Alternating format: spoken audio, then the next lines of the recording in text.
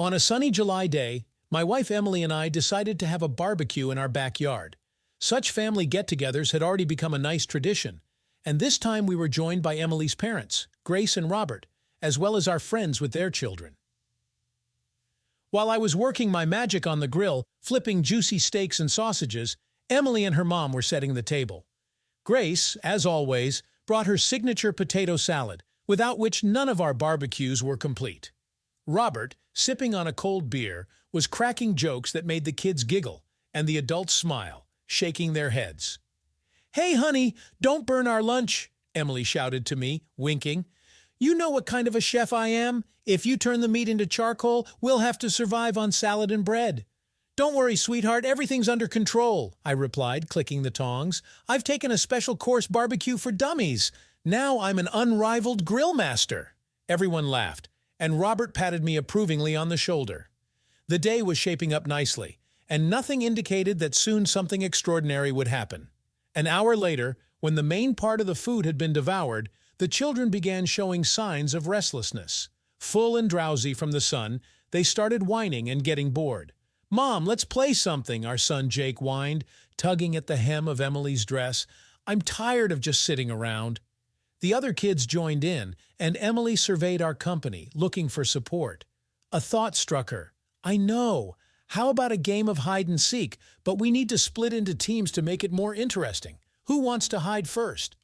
The kids cheered, and Emily started dividing them into teams. Then she turned to me.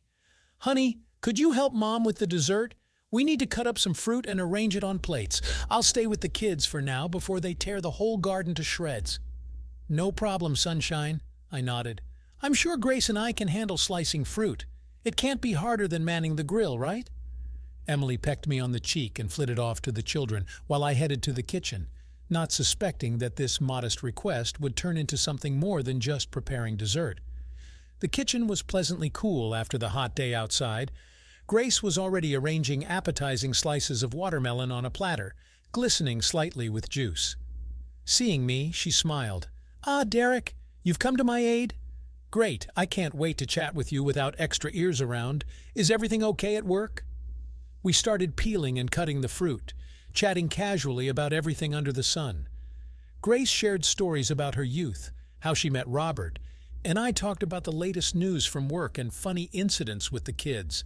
At some point, we reached for the same knife and accidentally touched hands. I felt goosebumps run over my skin at Grace's touch, and my heart started beating faster. Damn, what was that about? She's my wife's mother, after all. Grace also seemed flustered. She pulled her hand away and blushed slightly, averting her eyes. An awkward pause hung in the air.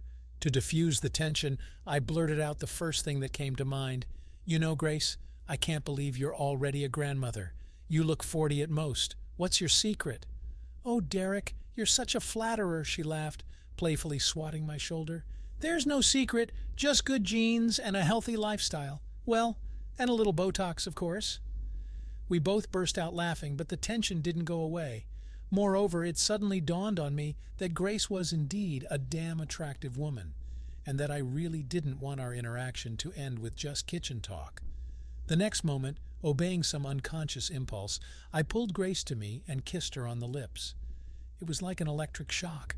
She froze for a second, but then responded to the kiss with unexpected passion. Our tongues entwined in some primal dance, hands greedily roaming each other's bodies, crumpling clothes. All good thoughts and intentions vanished like smoke. Right now, only Grace existed for me. Her soft lips, her supple body pressing against mine, her rapid breathing and quiet moans. By some miracle, we managed to make it to the kitchen table, shedding clothes along the way. What happened next was fast and hot, like a flash of lightning. We had intimacy right there, on the table, amidst the uncut fruit and plastic dishes. At any moment, someone could walk in and catch us, but that only added to the thrill of it. The climax hit almost simultaneously, and for a few seconds the world ceased to exist. There was only pleasure, pure ecstasy, and not a single thought in my head. And then we collapsed onto each other, catching our breath and trying to comprehend what we'd done. Strangely, I felt neither shame nor regret. On the contrary, a kind of boyish euphoria washed over me, as if I'd plucked a forbidden fruit and gotten away with it. Judging by the sparkle in Grace's eyes, she was experiencing similar emotions. Reality came back suddenly. From the yard came an explosion of children's laughter and Emily's voice calling for us. Grace and I exchanged glances and burst out laughing like two accomplices who'd pulled off a successful prank. "Looks like it's time for us to get back, or the dessert will get tired of waiting." Grace winked at me, adjusting her clothes. "You're right, or Robert will start cracking his jokes again, and the kids will go completely sour," I parried, helping her zip up her dress at the back. Returning to the others, we nonchalantly arranged the fruit on plates and joined in the general merriment. From the outside, it might have seemed that nothing had changed. We still joked, laughed, and enjoyed the dessert. However, Grace and I knew that now we were connected by something more than family ties. For the rest of the evening, we furtively exchanged conspiratorial glances and barely noticeable smiles, as if we had our own little secret. It tickled the nerves and stirred the imagination, knowing that close by there was a person with whom you shared something so intimate and forbidden. Of course, I understood that it was wrong, that if Emily knew about our dalliance with Grace in the kitchen, it would destroy our family. But strangely, I felt no pangs of conscience. Maybe because our fleeting impulse with Grace wasn't dictated by dissatisfaction in marriage or a desire to hurt our loved ones. It was just a moment of passion, a flash of attraction that we couldn't resist. And now that we'd tasted the forbidden fruit, it would be hard to give it up. But do we have to? Of course, we weren't going to advertise what happened or repeat it at every opportunity. But life should have room for little pranks and pleasant memories, shouldn't it? Especially since sometimes such fleeting joys only strengthen family ties by adding a touch of spice to them.